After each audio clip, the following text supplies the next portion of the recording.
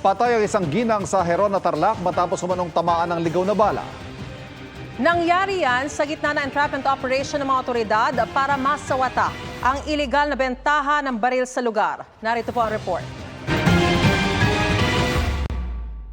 Nagbabakasyon lang sa bahay ng kanyang magulang sa Heron na Tarlac ang isang babaeng 24 anyos na matamaan ng bala kahapon. Ayon sa kanyang ina, dead on arrival ang kanyang anak sa ospital.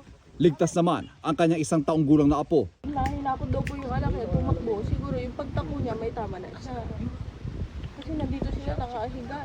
Base sa investigasyon, nagsagawa ang mga otoridad ng entrapment operation kaugnay ng iligal na bentahan ng baril sa lugar. Sunod-sunod na putok ng baril ang umalingaw-ngaw. Naaresto ang isa sa mga target ng operasyon. Wala po akong alam, sir. Kasi magtatanim lang po ako ng palay. Tapos may narinig akong putok, kaya tumakbo ako. Tinamaan din ng bala ang ilang bahay sa lugar, maging ang ilang alagang hayop. Nananawagan ng hustisya ang pamilya ng babaeng biktima. Nakatakas naman ang ibang suspect.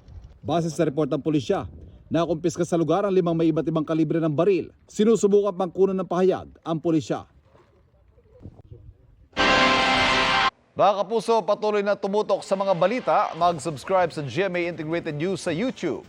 Sa mga kapuso abroad, samahan niyo kami sa GMA Pinoy TV at www.gmanews.tv.